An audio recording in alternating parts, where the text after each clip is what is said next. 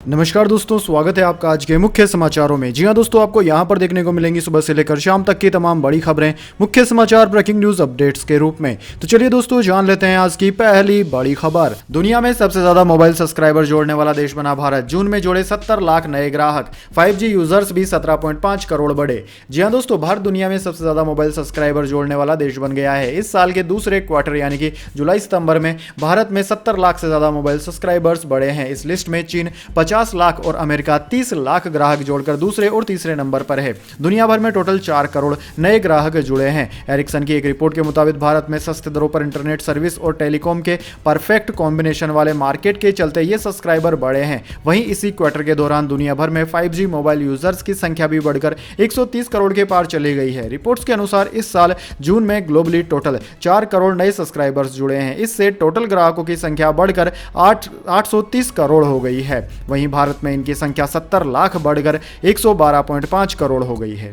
इसके बाद दोस्तों, अगली बड़ी खबर। 5000 सीसीटीवी कैमरे, स्पेशल कंट्रोल रूम, दिल्ली की गलियों से लेकर वीआईपी सड़कों तक रखी जा रही है नजर। जी हां दोस्तों, 80 के दशक के बाद यह पहला मौका है जब दुनिया के 20 सबसे ताकतवर देशों के नेता दिल्ली में एक साथ एक ही छत के नीचे पूरे 2 दिन रहेंगे। भारत मंडपम के अंदर इन 2 दिनों में जो भी बातचीत हो, लेकिन इस दौरान पूरी दिल्ली, खासकर दिल्ली के कुल 35 किलोमीटर के इलाके में 5000 CCTV camera, special control room और 50,000 से ज्यादा सुरक्षाकर्मी, K9 डॉग स्क्वाड और घुड़सवार पुलिस की सहायता से G20 समिट के दौरान कड़ी निगरानी रखी जाएगी। जमीन के नीचे से लेकर जमीन के ऊपर तक, रोशनी से लेकर हवा तक 35 किलोमीटर के दायरे में झांकने वाली हर खिड़कियों तक, जहां भी जरा से खतरे का एहसास होगा उससे निपटने और उससे निपटाने की भरपूर तैयारियां हो चुकी है। दिल्ली के उपराज्यपाल VK सक्सेना ने 9 से 10 सितंबर को होने वाले शिखर सम्मेलन की विभिन्न तैयारियों का जायजा लेने के लिए दिन के दौरान राजघाट और प्रगति मैदान का दौरा किया। इसके बाद दोस्तों, अगली बड़ी खबर। सावधान, मार्केट में बिक रहा है कैंसर का नकली इंजेक्शन। WHO के अलर्ट के बाद सरकार ने बढ़ाई निगरानी। जी हां दोस्तों, कैंसर के फेक इंजेक्शन को लेकर WHO के अलर्ट के बाद भारत ने भी सख्ती बढ़ा दी है। विश्व स्वास्थ्य संगठन यानी कि WHO द्वारा दवा सुरक्षा चेतावनी के कारण fake cancer injection aids and risk की आवाजाही और बिक्री पर निगरानी बढ़ा दी गई है। वैश्विक स्वास्थ्य निकाय यानी कि WHO ने भारत को बताया कि देश में कम से कम 8 अलग अलग बेच संख्या में इंजेक्शन के नकली संस्करण प्रचलन में है। दरअसल दोस्तों, WHO यानी कि विश्व स्वास्थ्य संगठन द्वारा भारत सहित 4 देशों में फेक इंजेक्शन पाए जाने के बाद केंद्रीय औषधि मानक नियंत्रण संगठन ने 5 सितंबर को एक अलर्ट जारी कर देश भर के दवा नियामकों को रैंडम नमूने लेने का निर्देश दिया है। राष्ट्रीय नियामक एजेंसियों ने डॉक्टरों और हेल्थ केयर पेशेवरों से दवा को सावधानी पूर्वक लिखने और दवा की किसी भी प्रतिकूल प्रतिक्रिया की रिपोर्ट करने के लिए अपने रोगियों को शिक्षित करने के लिए भी कहा है। इसके बाद दोस्तों, अगली बड़ी खबर। बेल्जियम में राहुल गांधी बोले रूस यूक्रेन जंग पर सरकार के साथ। कहा G20 में खरगे को नहीं बुलाया, सरकार 60% जनता के लीडर्स को महत्व नहीं देती। जी हां दोस्तों, कांग्रेस नेता राहुल गांधी इन दिनों यूरोप दौरे पर हैं। शुक्रवार को ब्रसेल्स के प्रेस क्लब में राहुल गांधी ने कहा कि हम रूस यूक्रेन जंग पर देश के रुख का समर्थन करते हैं। रूस से हमारे रिश्ते अच्छे हैं। विपक्ष भी इस मुद्दे पर वही स्टैंड लेता है जो सरकार ने लिया है। प्रेस कॉन्फ्रेंस के दौरान रूस और अमेरिका दोनों देशों के साथ संबंधों से जुड़े एक सवाल पर राहुल गांधी ने कहा कि भारत एक बड़ा देश है, हमारे कई देशों के साथ संबंध और पार्टनरशिप है। भारत का हक है कि वो जिसके साथ चाहे उससे रिश्ते रख सकता है। G20 समिट पर राहुल गांधी से मल्लिकार्जुन खड़गे को न्योता न देने पर सवाल किया गया। इस पर उन्होंने कहा कि सरकार ने यह फैसला लिया है, इससे साबित होता है कि वो देश की 60% जनता का नेतृत्व करने वालों को महत्व नहीं देते हैं। यह सरकार की सोच को भी दर्शाता है।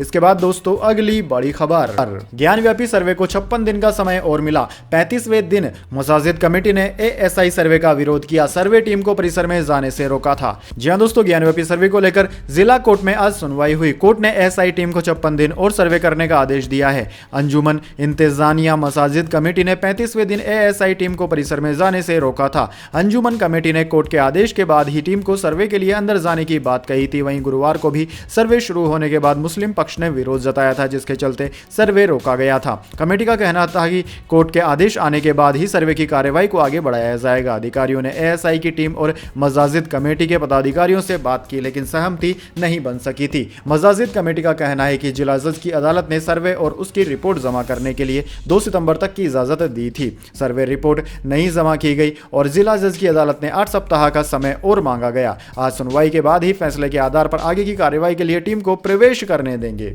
इसके बाद दोस्तों, अगली बड़ी खबर। जनधन खाता और डिजिटल पेमेंट के चलते 47 साल का काम 6 साल में हो गया। वर्ल्ड बैंक ने की मोदी सरकार की तारीफ। जी हां दोस्तों, जनधन बैंक खाता खाते, आधार और मोबाइल फोन जैसे डिजिटल पेमेंट इंफ्रास्ट्रक्चर के बिना भारत को 80% की वित्तीय समावेशी दर हासिल करने में 47 साल लगते, जिसे देश ने केवल 6 वर्षों में ही हासिल कर लिया है। इस बात की विश्व बैंक द्वारा तैयार किए गए एक G20 पॉलिसी डॉक्यूमेंट में बात कही गई है। दरअसल दोस्तों न्यूज़ 18 के पास इस दस्तावेज की प्रति मौजूद है। विश्व बैंक के इस दस्तावेज में यह भी दर्ज किया गया है कि पिछले वित्तीय वर्ष में यूपीआई ट्रांजैक्शन की कुल वैल्यू भारत की नॉमिनल जीडीपी यानी कि नॉमिनल जीडीपी मौजूद कीमतों का उपयोग करके आउटपुट को मापता है, जबकि रियल जीडीपी स्थिर कीमतों का उपयोग करके आउटपुट को मापता है का लगभग 50% थी।